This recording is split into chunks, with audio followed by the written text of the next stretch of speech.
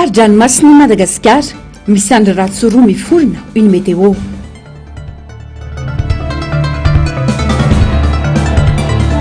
Komina Andohanilakaka mitaky ny hamerenana ny fifidianana mialohan'ny 7 amby 20 janoary ny poniny.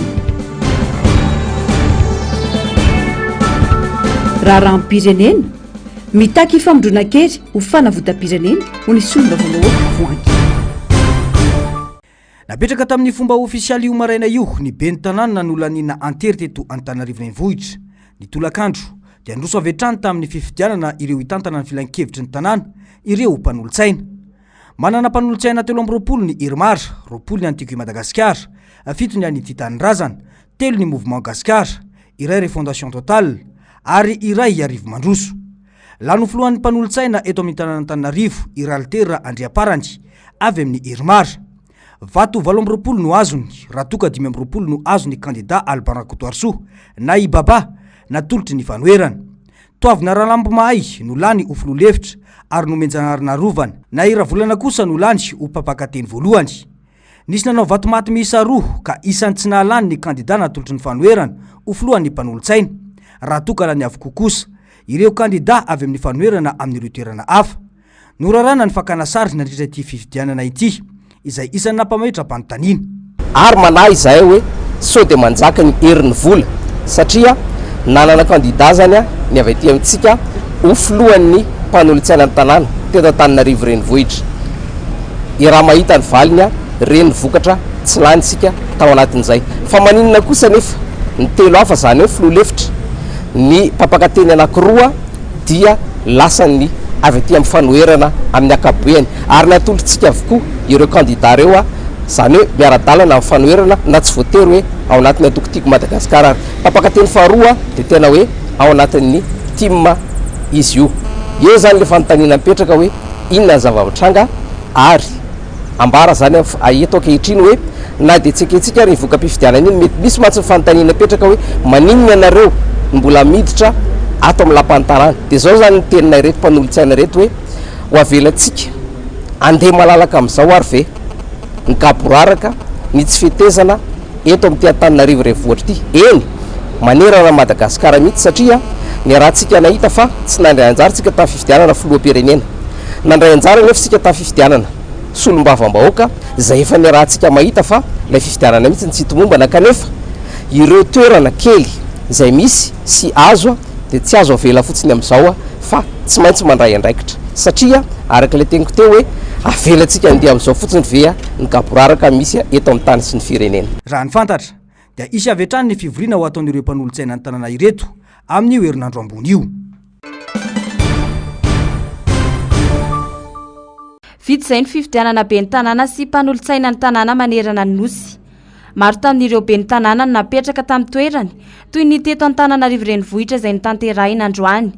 Tsy nahagaga amin'ny vokatra ho ireo olom-pirenena, efa tsinjo dia ny meloa ny olona hitondrana ny Antananarivo. Tozary fombafomba fotsiny sisa ny fifidianana raha ny eto ny fanazavana. Midika ho fanitsakitsahana ny zon'ny olom-pirenena izany. Toa no dia tsy hita ny osika sy ny halatra ho hiatrany ireo olom-pirenena naneho hevitra. Raha ohatra ka tena hoe hiasa marina izy tsy maninona fa le fampanantenana fotsiny atao an'izao tsy tanterahana ilay izy rehefa tonga eo amin'ny plasiny izy zay azony an'iny plasiny iny fa ny anao monina ianao fa madinika fa tsy maintsy miaina amin'ny zava-misy. Zay tsy hoe mila zavatra iandrasany fa ny zavatra tena angatanay fotsiny zany dia mbo hoe filaminana amin'ilay fivarotana zay zany tena mangatan'ilay mpivarotra aloha hatreto.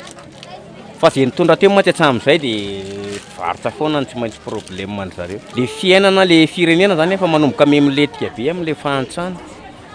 Zay ny tena marina. Dia mba engaviana amin'ilay mpitondra eo ambony fotsiny le filaminana zany tsy dia tokony atao atsirambina. Andrasana indray araka izany ny fanatanterahana ny vinanasa ny lokalokain'ny candidat mpanjakana. Raha ny hita aloha efa ny taonany maro no nitondrany ity antoko ity ny tanàna n'Antananarivo saingy faharavana sy fampitehana no hita. Tanàna maloto indrindra ty Afrika sy manerana tany Antananarivo. Tsy misy fifidianana tsony raha ny eto Madagasikara satria ianao zany mandeha mifidy foana ianao nefa le fifidianana tsy mandeha amin'izay safidinao fa raha ny tokony hoe zany raha ny tena marina dia tokony tsy ho asina fifidianana tsony raha ohatra ny zo fifidianana zao satria raha zay tiany mitondra foana mandeha dia maninona mora tsy rebirebena amin'ny fividianana ny olona fa tonga dia apetsaka fotsiny hoe tianay dia mametsaka izay tia ny député tianay dia apetsakay ny député tianay tia maire tianay dia tia ny apetsakay raha ohatran'izao matsy mandrebilebiboly satria tsy mipetraka amin'ilay tena safidan'ilay vahoaka izy ka atao inona ary zany le fividianana. Ahitako an'ilay fividianana ohatrany voavidy volintsika ny tena marina satria voarebirebiny misara an'izao dia iny koa roboka ilay olona zany andeha ianona zany no vidiako. Tonga dia vita mihitsy hoe voavidy voly hita mihitsy tsy fahatsahantsika malagasy. Komina maromaro no fantatra fa tsy maintsy amerina ny fividianana natao tao aminy no ireo tsy fahatombanana maro samihafa. Antenaina fa mba tena amerina izany tokoa ny fanjakana hoy ny mpanao politika Ranany Oneviny naloana izany. Tondra fanjakana ny amboletra, ny alabato sy ny karazany azahoan'ireo zany ny maro anisa zany hoe tsy surprise akory le vola fividianana. Misy ihany koa moa zany le commune sasasasany zay hoe ho averina io aloha dia manao fanamariana hoe raha tamin'ny fividianana be ny tanàna sy mpanolotsaina ny tanàna farany teo dia nisy ihany koa zay le commune tokony naverina zay nefa mandratiny androany tsy miverina eo zany. Zay aloha zany ametrahana fanontaniana hoe mbola ho sala amin'izay hoe zany le fomba fiasa sa tena hoe ho averina tokoa le izy.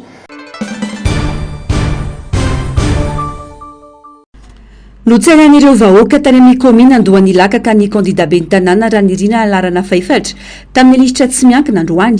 Izy izay tsy haivina fa kandida izay voafidim-bahoaka tany an-toerana saingy tsy lany ny fitoriana napetraky ny mpifanandrina taminy.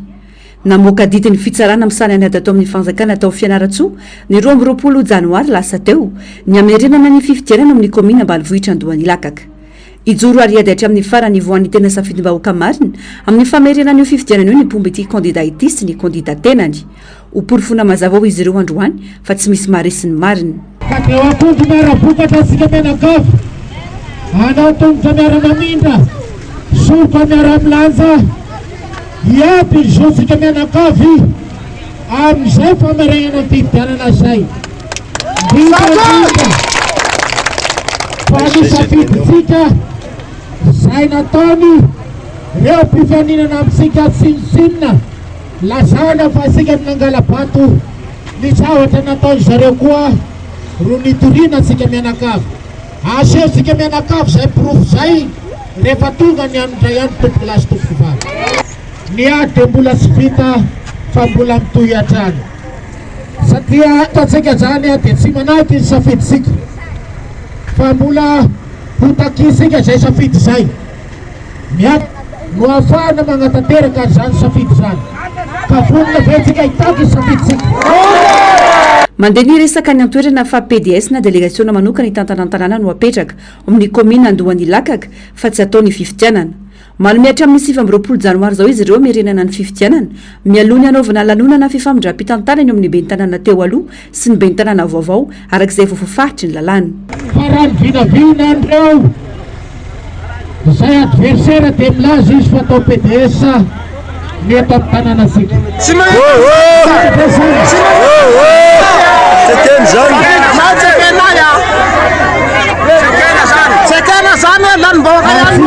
Sy anaky amin'ny PDS araka voalazany ny raha teo fa ny fividianana natakitsika satria zareo nangatagania dia hitasika eo any lanim-bahoaka angatatsika farazay malaky ny varaigny amin'ny fividianana eto amin'ny komina misy atsika fa raha ohatra kosa ny lohandoana atsika dia lasa PDS mipetraka eto amintsika satria araka ny lalàna dia ataony passation mandra-pahatonga ny fahasivy amin'ny 20 ty volany ty ny ben'ny tanàna rehetra eto Madagasikara dia tsy maintsy votana mandra-pahatonga ny 5 amin'ny 20 ny ty volany tya ny fametrahana ny ben'ny tanàna vaovao ka zay zany mahatonga antsika mianakavy mba hiady hoe mba alefa aloaloha ny fividianana amin'izay fantany zareo satria raha nirina fiamparavoa dia laza fa nizara vola tamin'ny andro ny fividianana tamin'ny vahoakana komina Andolanga. Raha nirina fiamparavoa dia ny vahoaka sy mitavy vola fa ny fitiavana no lehibe. Tsy manaiky ary mampitandrina ny amin'ny endrika fampiadiana sy fampisaraham-bazana ny mponina noho ny resaka fifidianana ihany koa ny mponina mandrafitra ity komina ity raha ny antso nataon'izy ireo.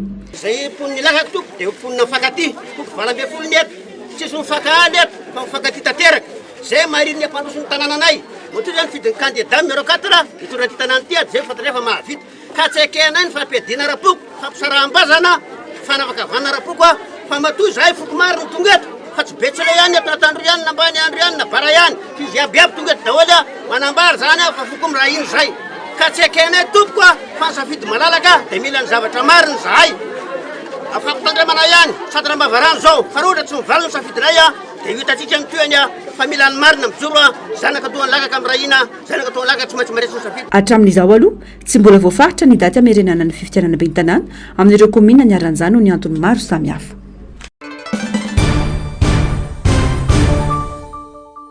Ny fitantanana Mangarahara sy ny tamberina ndraikitra ho an'ny vahoaka no tanjona ho an'ny komina Tanjombato manomboka eto.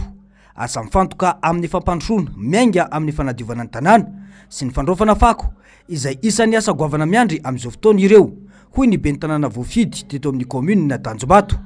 Tsy ireo mpanolontsaina ihany no iara-iasa mandritra ny fitoam-pitantanana fa ny vahoakan'ny Tanjombato iray manontolo hoy ny fanamafisana.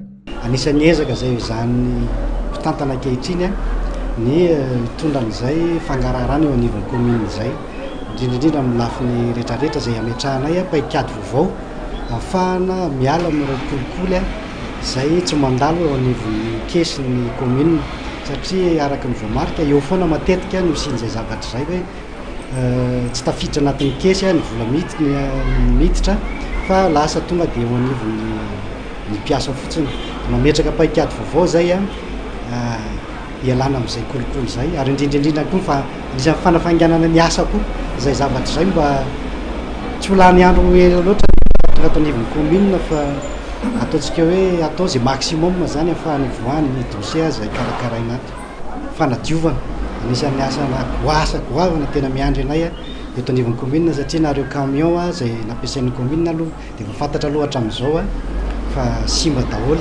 ary ekibota anankiray sy tricycle ray zao no miasa eto anivon'ny komina. Ezaka zay karibaolana na ny anamboarana na ny ampidirana camion vaovao eto anivon'ny komina mba ahafahan'ny fahadiovana ho an'ny vahoaka isan'andro isan'andro zany mba misitraka an'izay fahadiovana zay mba tsy hipetraka ela loatra eny anivon'ireny poubelle reny ny fako. Nanamafy ny ben'ny tanàna fa na olom-botendry aza ireo lehibe pokotany sy mandrafitra ity komina ity dia misokatra ho an'ny rehetra ny tenany. Asa ho an'ny vahoaka no atao eo amin'ny fitantanana ka tokony samy ametraka izany ho ambony ireo rehetra nampindra amin'ny vahoaka fahefana sy fitantanana. Ka dia miara-miasa, miara-misalaha amin'izay olom-botendry sy izay rehetra lany safidim-bahoaka eto anivon'ny komina misokatra ny varavarana ho an'ny ben'ny tanàna ho an'ireo lafikely rehetra na mponina rehetra zay mitady fifandraisana amin'ny ben'ny tanàna. Tontosa androany moa ny famindram-pahefana teo amin'ity ben'ny tanàna lany bahoaka sy ny ben'ny tanàna mpisolo toerana. Niatrika izany ireo olo manakaja maro toy ny lehibe ny boriboritany sy ny solombavam-bahoaka lany tamin'ny anaran'ny firaisan-kina tao Atsimondrano.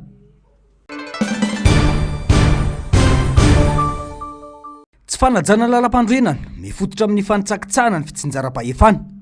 Tsy fanaovana laharam-pahamehana izay mahasoan'ny vahoaka mifototra amin'ny sosialy sy ny toe-karena.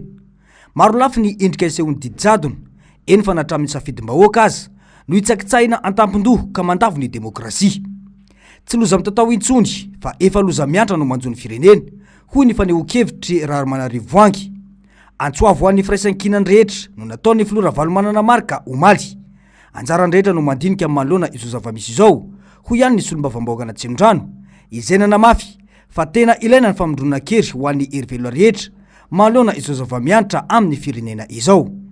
Fotoanany mihitsy zao satria mila averina ny fanjakana tandalana nijaly loatra ny vahoaka aizy ianao mbola nahita kilao amin'ny vary efatra arivo raha tsy tamin'izao dia zao ilainy izay famindronan-kery zay ahitana vahaolana ahafahana miala amin'izao fahantrana mangitsokitsoka miatra amin'ny firenentsika izao. Tsy azo iainana intsony ny zava-misy eto amin'ny firenentsika. Tsy azo lavina ny teny nataon'ireo iray aman-dreny ara-panahy izay manamafy fa ifampinanetony samy malagasy ho iatrany ity solombavambahoaka ity. Miantra amin'ny sambatan'olona sy ny tokantrano hatrany amin'ny taolana ny fahasahiranana sy ny fahantrana.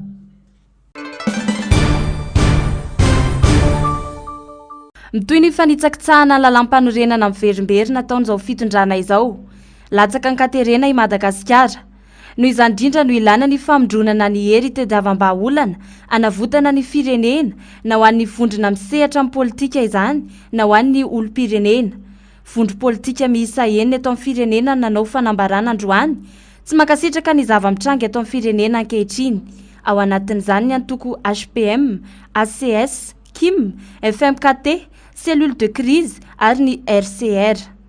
Latsaka ankaterena tanteraka ny firenena ka mila fandraisana andraikitra avy amin'ny tsirairay na antoko politika na syndicat na fiarahamonim-pirenena na olon-tsotra.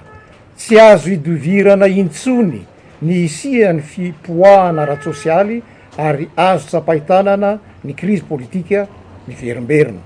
Tsy mendrika ny vahoaka malagasy intsony izao fahantrana lalina mianjady amin'izao, koa aoka ijoro sy itraka ny tsirairay ho fanavotana ny firenena.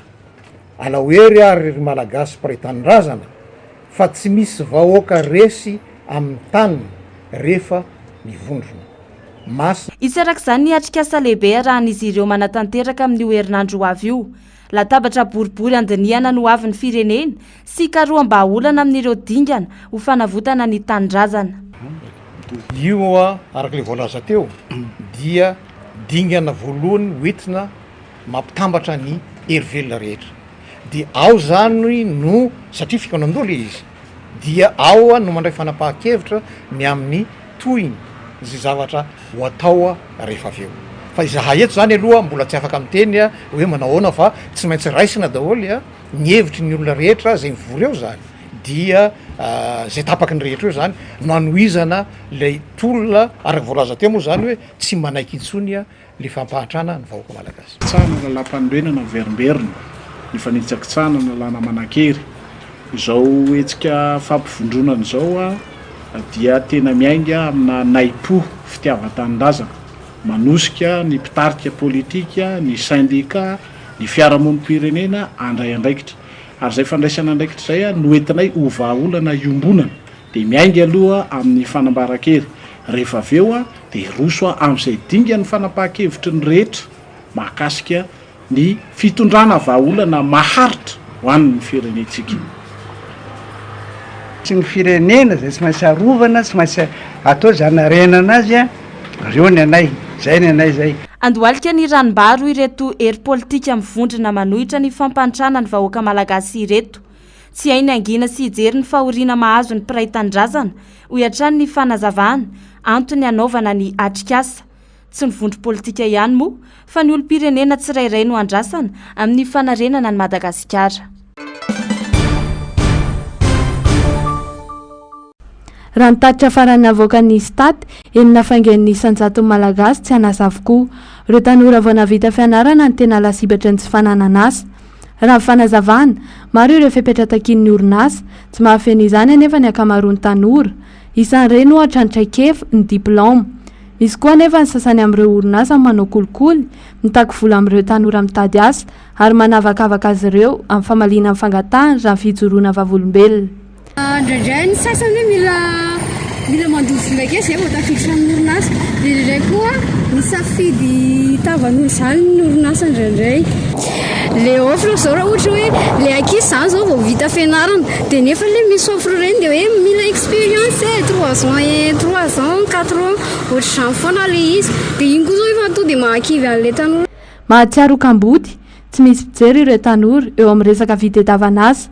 Voafetra manko ny fampiasam-bolan'ny orinasa ka tsy afaka mivalapatra na eo amin'ny isan'ny olona hiasa ao aminy na eo amin'ny mari-karama omeny ireo mpiasa. Satria ilay fanjakana anisany tsy manome asa. Atao zany ny tanora tsy anasa dia tsisy men'ny fanjakana. Fa rehefa mampiasa vera zay ambany be no rehetra amintsika zany ambany tsisy dikany. Ianao manofatrano zany hoe 1 million 5 zany aratsany tsisy dikany. Le ofranao nefa ny 1 million 5 konko ohatr'izany normal manao foana le olona. mampirongatra ny tsy fandriam-pahalemana ny tsy fisian'ny asa manimba ny tontolo iainana fa indrindra ny fiarahamonina izany mahatonga raritsaina goavana amin'ny tanora koa ny tsy fananana asa ny asa tokoa manko mivady manohana hoy ny ampitenenana malagasy dia lasa manitatra ny tanora lasa mangalatra sy manonao foana be da be zao ny tanora lasa manonao foana noho tsy fananana asa ao mangalatra ao foka zavatra mahadomelona sy ny vedavela na ohatra hoe vehivavy zao dia lasa mivary tena. Ao anatin'ny vanim-potoana ny orantsika amin'izao fotoana izao iara-malala nefa fa vao mirotsaka ny rotsakorana dia dibo-drano ny faritra maro indrindra ny eto andrenivohitra miparitaka avokoa arak'izany ny loto izay miteraka aretina maro toy ny aretim-pivalanana ny hepatite A ny poliomelita sy ny tefoedra raha ny fanazavany mpitsabo ka ny aretim-pivalanana ny tena mateti-pitranga amin'izao fotoana izao. Ireo rano mikintende eraky ny tanànareo dia mety hiteraka zavatra ratsy komba fanentanana antsika tsirairay avy dia hoe aza bitsetsemanareo olona ny lava lalan-drano aza riny eny amin'ireny toerana hitanareo rehetrarehetra eny ny fakonareo dia indrindrindrindra ny taianareo sy ny amaninareo amin'ny alina reny na le kosiny zazakely ariana re amin'ny tatatra reo mody mifoa amin'ny efatra maraina dia ariana any mitambara dia manaova lavapiringa dia ajao io lavapiringa io na le cabinet rana William Claude karakarao tsara izy ireo dia ny rano malototsika zarina eny an-dalana eny fa manjary miteraka aretina ho an'ny hafa lasa mamosavy ny olona avitsika. Mila mailo arak'izany ny rehetra miainga amin'ny fanajana ny fahadiovana ny fisorohana ny aretina ny fananana lavapiringa ny fahazotoana manasa tanana arak'izay azo atao. Ny fivalanana dia misy antony be dia be fa ny fiseho amin'ny fivalanana dia matetika manotonotika ny kibon'ilay olona dia mety maloloy ilay olona dia avy eo mety mafana ilay olona dia lasa mivalana telo inefatra indimy impolo dia avy eo mety misy raha kely ilay fivalanana noho izany rehefa ao anatin'ny tratran'ilay fivalanana dia inona ny atao isaky ny avy mivalana aloha dia amena rano ilay olona asaina misotro rano mandrapatonga any amin'ny mpitsabo misy mola antsoina hoe raisy valina amin'ny fanomezana ny SRO mandrapatonga nareo any amin'ny mpitsabo aloha dia ataovy iny dia indrindraindrindra misasa tanana isaky ny avy mangery na ny rano iriboana na ny rano sotroina arak'izany dia ilana fitandremana avokoa noho ny aretina azo avy aminy tsy misy ny maharatsy ny ray sy valo izay fomba efa fanaon'ny malagasy anonerana ny rano very rehefa tojo aretim-pivalanana entanina trany anefa ny rehetra anantona mpitsabo mba tsy hombony ny aretina raha ny fanazavana hatrany.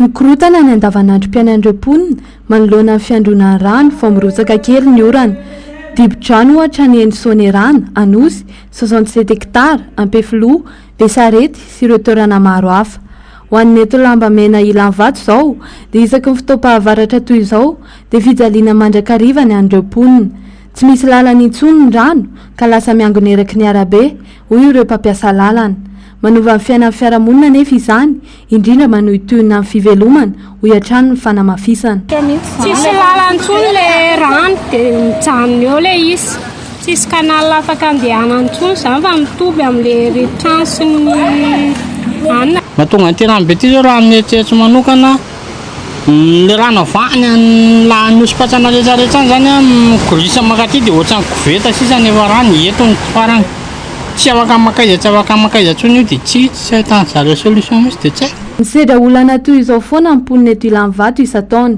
raha vao mirotsaka ny orana tsy misy fandraisana andraikitra ho fikaroham-baolana maharitra ety raha ny fanazavan'ireo mponina any ka miaina anaty fahasahiranana ary voatery manova ny asa fitadiavana andavanandro rehefa tonga ny andro iavian'ny orana tahaka izao. Aminay izao dia tena misy fiantraikany le amin'ity rano ity satria izay manatitra mpianatra maraina hariva atoandro vezivezety dia lasa mandoha volana taxi be na frena sarety. Dia izay moa zany matetika rehefa tena rano be dia mijanona mihidy tady zavatsafa atao zany ianao. Vahaolana maharitra sy foto-drafitrasa mateza no andrasan'ireo mponina manoloana izao olana efa miatra amin'izy ireo izao. ity zany mila tonga dia amboarina mihitsy fa mety tsisy vahaolana ntsony io fa tokony hoe amboarina zay zany vahaolana efa le lalandrano efa tsisy andana ntsony io ka io zao raha nietsetsy manokana raha volena kanal vary amilana isy avy aty amilana aty dia tonga dia manaritra ny tamena be fa raha hoe tondra koatra izao dia midy zany le ary amin'ny ampepahary dia afaka voaka aloha neto dia sino fa tsisy rano fa ratsy zany io tsy afaka io e. Ankoatra ny fahasahiranana ny fivezivezena mifanohitonan'ny asa fivelomana dia mitarika aretina maro koa ny fiandronany rano raha tsy teny afa-tsy ny areti-koditra satria rano maloto ho ndresaka eto ny tazomoka satria toeram-ponena moka ny rano miandrona andrasana araka izany ny vahaolana maharitra ialana mitondra drano toy izao satria vao miandoha fotoanan'ny orana. Misy andro raha tsy roa miforina aty amin'ny fahadranomasina misy any Madagasikara. Ny voalohany dia amin'ny lakan-drano Mozambika, ny faharoa kosa any ranomasimbe Indiana ary tsy nanana Inosy de Gio Garcia raha ny famitambavao ny foibe famantany ny toetry ny andro tamin'ny 3 ora tolakandro teo. Ny anazo hery ny tango norambaratra tato anatin'ny 2 andro farany eo amin'ny lakan-drano Mozambika. Ny hitatra ao avoan'ny lakan-drano zany tato anatin'ny 420 ora farany. Mbola tsy hita soratra mazava kosa ny toerana misy ny foibeny. Tombanana any amin'ny manodidina ny 430 kilometatra avaratra andrefany Morombe no misy izany raha ny vinavina ny meteo. Mbola malefaka ny rivotra miaraka aminy izay manodidina ny 20 hatramin'ny 70 kilometatra isan'ora. Any amin'ny 330 kilometatra mahery avaratra tsy nananantala no misy ilay faritra andro ratsy miforona amin'ny ranomasimbe Indiana raha ny vaovao ihany. Mbola malefaka ihany koa ny rivotra miaraka aminy. Tsy dia nahitana fivoarana goavana izy tato anatin'ny andro vitsy farany. Raha nisy ingazo avy amin'ny zana-bolana sy ny marje forainy maraina teo dia miatombanana ny tontolo ivoaran'ireo andro ratsy ireo. Mafana ny ranomasina, mitoetra ny amandona ary miaina ihany koa ny rivotra mafy izay manelingelina azy ireo any amin'ny tsy taka-maso. Tsy ahinana korotana ny toetry ny andro eto Madagasikara ilay faritra andro ratsy miforona amin'ny ranomasimbe Indiana ato anatin'ny 5 andro manaraka. Tombanana ikisaka ihany tsy motsinanana kosa ilay andro ratsy miforona amin'ny lakan-drano Mozambika ato anatin'ny 3 andro manaraka ka mety anakaiky ny morontsiraka sy mandrefana manomboka ny alady ho avy izao. Mety tombo hery miandalana izy mandritra izany fotoana izany ka mety ho lasa rivo-doza. Hitondra rotsakorana betsaka ho an'ny tapany andrefana sy atsy mandrefana ity faritra andro ratsy ity mandritra ny farany herinandro. Tsy mbola misy ny filazana loza makasika ity andro ratsy miforona ity. Misy kosa ny fampitandremana mikasika ny fahabetsahany rotsakorana ka nahazo fanentanana manokana ny mponina amin'ny faritra tsy mandrefana mba hanaraka ny fivoarany toetry ny andro. Larana faefatra ny ekipa malagasy ahitana ny Feniso Veronika Rajamalala, Bold Sophie Rakotovao ary coach Lalaina Ravelmanana tamin'ny fifananana iraisam-pirenena Coupe du Monde des Traiteurs andian'ny fasivy natao tany Lyon France izay nifarana omaly 13 janoary 2024. Etsika tafiditra indrindra tao anatin'ny Salon international de la restauration, de l'hôtellerie et de l'alimentation na SIRA. Azon'izy ireo ihany koa ny prix du meilleur dessert tamin'ity Coupe du Monde des Traiteurs 2024 andian'ny fasivy ity. Faharoa tamin'ity ny fandraisan'ny Madagasikara anjara ka mbola teo amin'ny larana faefatra ihany no nisy azy ny taona 2024 raha ny filarana sy ny noty azo. Mbola voatazona ny filarana ho an'ny Malagasy. I Frantsa sy Italia ary Japon no telo voalohany eo alohany. Ekipa avy amina firenena 12 no nandray anjara tamin'ity fifananana ity. Nandrobaka ny ambora farany Etazonia saingy nihemitra ny amin'ny larana fafito tamin'ity andian'ny fasivy ity.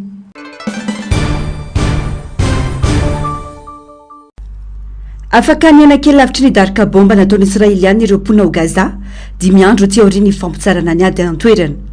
Na eo aza nefa izany, mbola miatrika ady goavana ny mponina ny tapitrisana izay nafidra toerana malona ny toetrandro ka tsy ahafahany izy ireo mianaraka ny tokony ho izy vokatry ny rano miandrona sy ny loto samihafa teraka izany.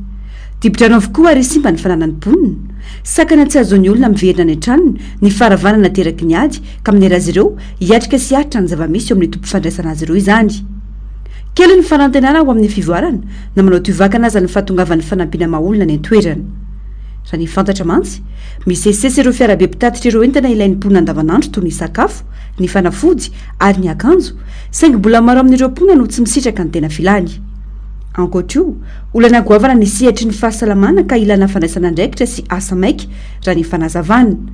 Raha ny atao tanisa, olona efa mahery ny 174 alina namony ainy ary mandodina ny raha etsy na ratra raha nitombana sy ny vinavina ny atsasaka ireo tompo-pahasalamana eny amin'ny 30 misy ao Gaza sisa no azo ampiasaina raha simba tanteraka na simba amin'ny ampahany ambiny tombanana 520 isanjaton'ireo naratra izany hoe mandodina ny 3 alina ankehitriny no miaina anaty fikorontanana ratsaina ka ilana fanarenana na rééducation tsy tapaka raha ny fanamafisana zarana misy fikarakarana marary ao an-toerana vitsy ihany koa ireo famondrana mitsaby tena ny velany mitombo ary mahazo vanana atrehan'izany arety mifindra ny tsy fampitsakafo ary ahina mafy ihany koa ny sina mosary vola tapitrisany maro araka izany ho ilaina hanarenana ny setry ny fahasalamana ao Gaza raha nambarany OMS mila mitombona ny famatsim-bola sy ireo mpiara-miasa ampiroboroboana ny fisitrana ireo filana ara-pahasalamana tsy azo atao ambany zavatra ihany koa ny fanarenana ny fototra avitrasa-panjakana